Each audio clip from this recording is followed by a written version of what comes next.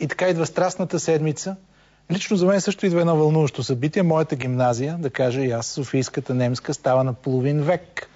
На 18 април в 18 часа първа зала на НДК ще бъде пълна. Всеки със събитието си, всеки с годишнината си. Катя Тодорова също ни припомня, че идват празници. Цветя преди цветница плюс един градинар за финал.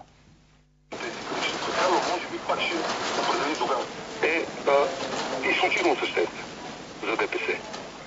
От една страна, ляв път ДПС не иска да поема. Много трябва да се търпелив. Ма той с всичко, бе. Катя, ако питаш мен, той с любовта е по същия начин. Трябва да си много търпелив. Тя не се случва тук така. Градинар. Четвърто поколение. В ръцете му са пръст и стръпчета цветя. Нещо просто и велико. Държи ги в ръцете си и ни разказва своята история. Славейков го е казал много гениално. За мен едно от гениалните неща в избора на белоногата е следното. Доста е мене, що имам. Той има това, което иска да има. Сърце на артист и ръце на градинар. Всъщност е завършил филмово продуцентство. А сега има и специална сцена. Кралското градинарско изложение.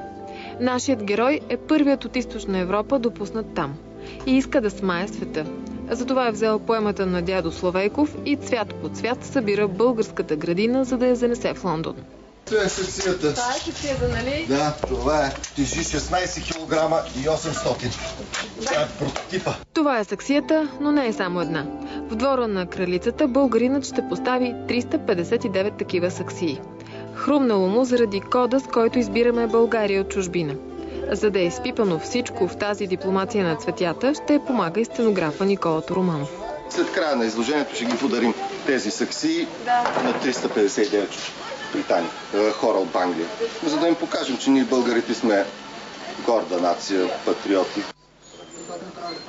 Патриоти, които са оставили да пустее земята им. Затова връщаме разговора от Лондон към престарелите изоставени български селца. Между цветята си говорим как един народ може да вкара дивотията в себе си, подобно на бурените край пътя. В една друга ситуация са поставени всички българи. Преди беше колективно, беше една колективна безотговорност. В ТКС-тата, така както след 9 септември баба и дядо отидоха да работят в ТКС-тата и се грижиха заедно, абсолютно всички. Но сега мисля, че никой... Малко е трудно да превъртим, да пораснем, но аз смятам, че България е била аграрна държава и ще продължи да бъде така. Имаме прекрасна природа, където и да погледнеш. Аз не познавам човек, който като пристигне в България да не е възхитен от това, което вижда.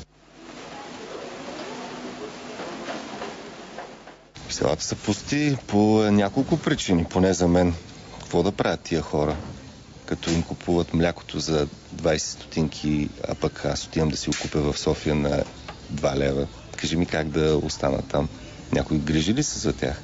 Никой. То просто е едно такова пълно безхаберие в тая посока. Такива неща си говорим между стръпчетата и пръста. Докато градинарът ми разказва, че старите българи са кръщавали цветята си като деца. Не винаги особено изискано, но поне от сърце. Показва ми, че това е турче, отсреща е циганчето, а до него са късчето. Такива неща има в българската градина. Това ще занесе на кралицата в Англия. Не иска да смая света с съвършените цветя, които приличат на изкуствените красавици от рекламите. Не мисли, че красотата е състезание, но мисли, че много сме се вторачили в мрака и предаваме това на децата си. Това проблем не е на децата. Така е. Това е проблем на нас. Ти, когато им пускаш на децата да гледат видеоигри и по телевизиите, като почнат да им пращат едни такива послания, какво искаш да разберете? Някой направи ли усилия в тая посока да ги информира? Знам, че вие сте подели една инициатива в Националната телевизия да ги образовате и да им казвате, но дълго време те какво виждаха, четяха по вестниците, какво се случва, кой бил този или онзи, или кой кого насилил, кой кого ограбил. Тия българчета какво да знаят. Сещам се за един разказ. В момента не мога да сетя за името на един французин, който разказваше история, която се случваше в Втората световна война. Семейство остава без майката и детето заминават в предградията на Париж и остават там. Имат много ограничени средства. Майката разделя средствата на половина. Половината за цветя, и половината за храна, за наем и за всичките тези неща. Защото тя разбира едно: сина ми ще расте. Аз искам всяка сутрин той да вижда нещо красиво, защото това се имплантира в него. Красотата винаги създава усещане. И когато ти си виждал красиво, не можеш да правиш лоши неща.